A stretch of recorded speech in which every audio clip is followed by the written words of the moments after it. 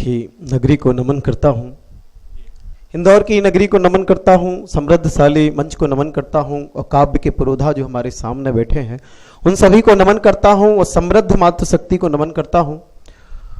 और जैसा आज का विषय है स्वतंत्रता के ऊपर, तो मुझे भी मेरी जिम्मेदारियाँ उसी के अनुरूप निभानी है। और उसके साथ साथ बताया गया कि आज मित्रता दिवस है, तो दादा बैठे हैं, दादा के सामने मेरे गीत का जो मुखड़ा है अगर वो परिष्कृत हो जाएगा तो मैं अपने आप को धन्य समझूंगा।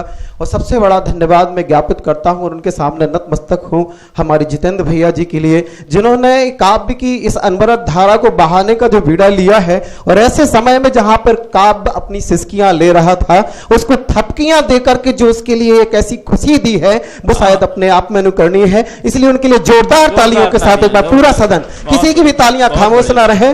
और जब मैं घर से आ रहा था तो मेरी मम्मी ने कहा था कि सबसे पहले तालियां बजवा लेना, बाद में पता चले कि आपकी कविता किसी को पसंद ना आई। इसलिए मैं आप सबसे निवेदन करता हूं कि पहले आप मेरे लिए तालियां बजा दें और सभी बजा दें, उसके बाद मैं अपना काव्य पाठ शुरू करूंगा। और शुरू करता हूं मित्रता दिवस पर दादा मुखड़ा मेरा।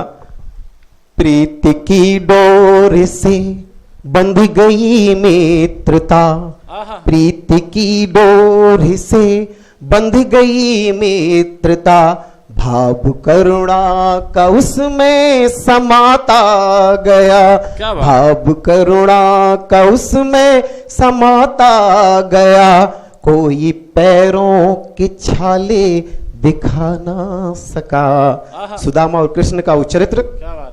कोई पैरों के छाले दिखा ना सका, कोई नैनों से नीर बहाता रहा, प्रीति की डोर से बंध गई मित्रता, भाव करुणा का उसमें समाता गया। बहुत बढ़िया।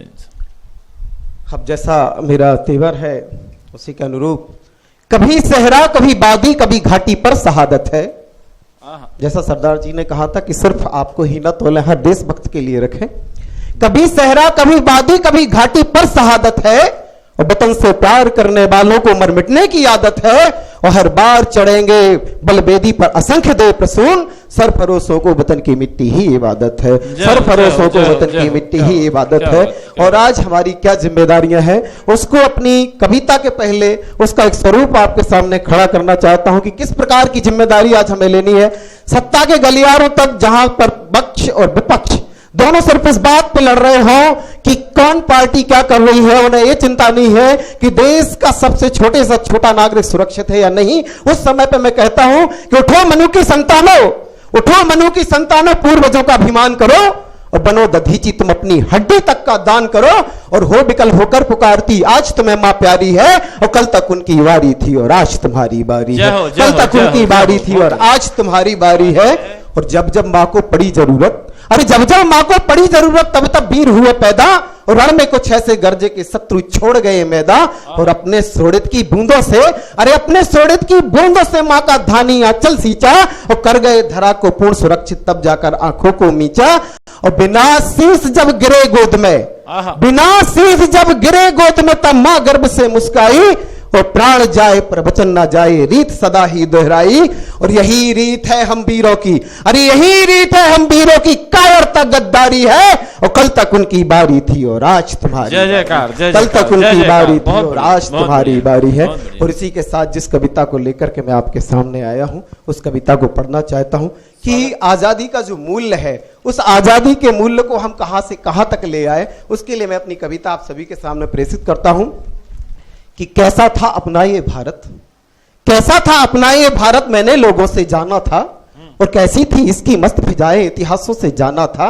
अरे पता चला अपना भारत तो, अरे पता चला अपना भारत तो सोने की चिड़िया जैसा था, और पंख सुनहरे से थे इसके दिल वाला मस्ताना था।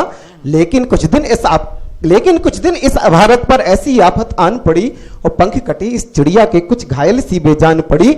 ऐसा ना था कोई ना इसकी रक्षा ना करने वाला था, और ऐसा भी हरगिज ना था कि कोई ना हिम्मत वाला था। अरे माना आफत तो भारत पर बड़ी भयंकर आई थी, कुछ बहेलियों के डर से ये चिड़िया भी घबराई थी, कुछ बहेलियों के डर से ये चिड़िया भी घबराई थी। लेकिन तब भारत के कुछ बाज जगे, लेकिन तब भारत के कुछ बात जगह कुछ शेर भी फिर गुर्राए थे, और कुछ अर्जुन कुछ भीम बने, कुछ अभिमन्यु से आए थे, और फिर बैरी को किया समाप्त, और फिर बैरी को किया समाप्त, और मां के कष्ट मिटाए थे, और मां ने जब मांगी कुर्बानी तो अपने शीश कटाए थे।